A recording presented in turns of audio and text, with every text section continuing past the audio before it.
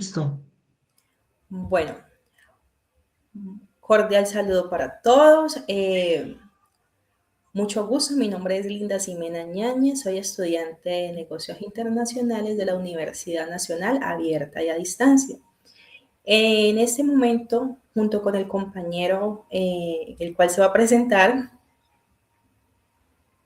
Hola, mucho gusto. Sí, tal como comentaba Linda, mi nombre es Olman Chacón. También somos estudiantes de Comercio y Negocios Internacionales.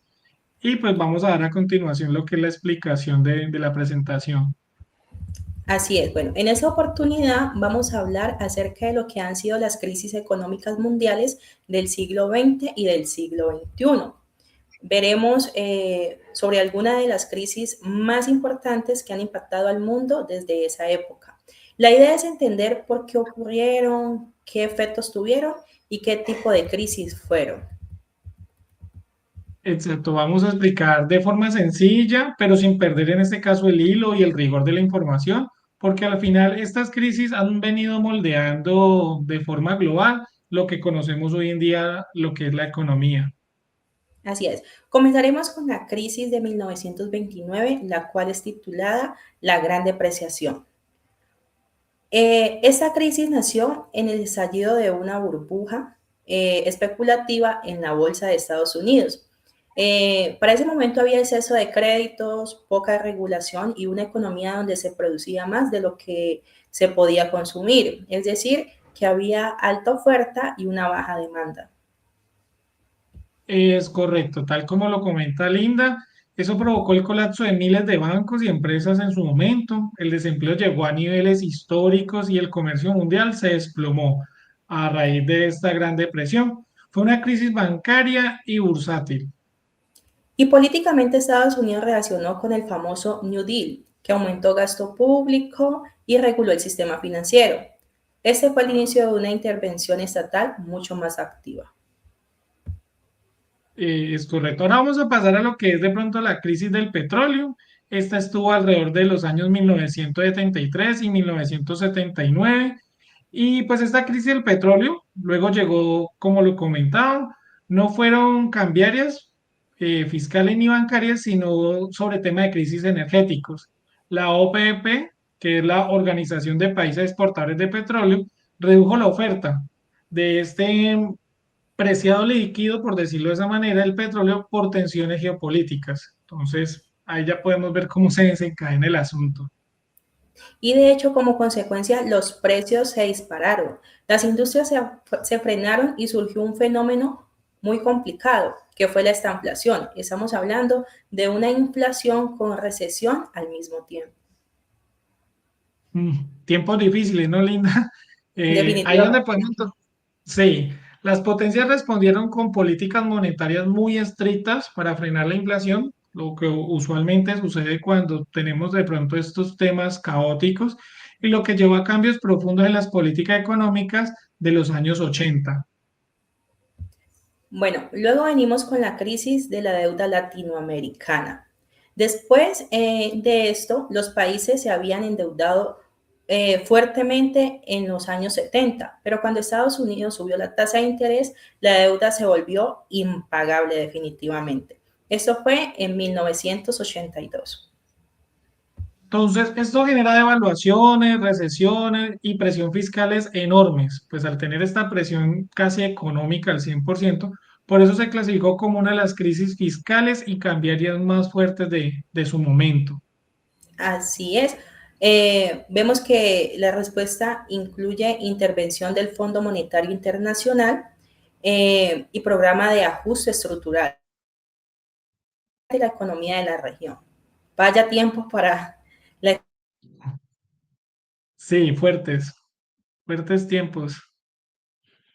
Vamos a pasar ahora a lo que es la crisis financiera asiática, que está alrededor de 1997. ¿Qué pasó en esas fechas de 1997? Varios países del sudeste asiático enfrentaron una crisis provocada por el exceso de la deuda externa y la salida masiva del capital extranjero. Entonces ahí venimos con otra fecha bien crítica.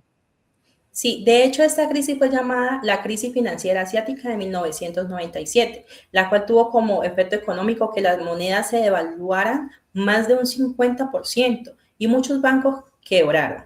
Por eso fue una crisis cambiaria y bancaria. Y es ahí donde el Fondo Monetario Internacional tuvo que intervenir otra vez, comenzar a hacer como el salvavidas. Y en esta crisis demostró lo que es el riesgo que se puede depender del capital externo sin una regulación financiera sólida.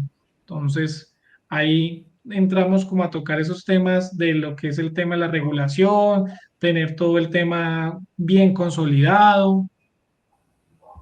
Así es. Continuamos con la crisis de los .com. Esa crisis ya fue nuestra época, Holman, ya en los 2000, ¿cierto? En los 2000 sucedió algo muy peculiar y es que explotó la burbuja de las .com. Eso surgió ya que muchas empresas tecnológicas recibían inversiones enormes sin tener modelos reales de negocio. Es correcto, esta crisis del punto com, como comentaba Linda hace un momento, es cuando estos inversionistas pierden la confianza en las acciones y empiezan a desplomarse. Esta crisis fue principalmente bursátil, no fiscal, cambiaria ni bancaria.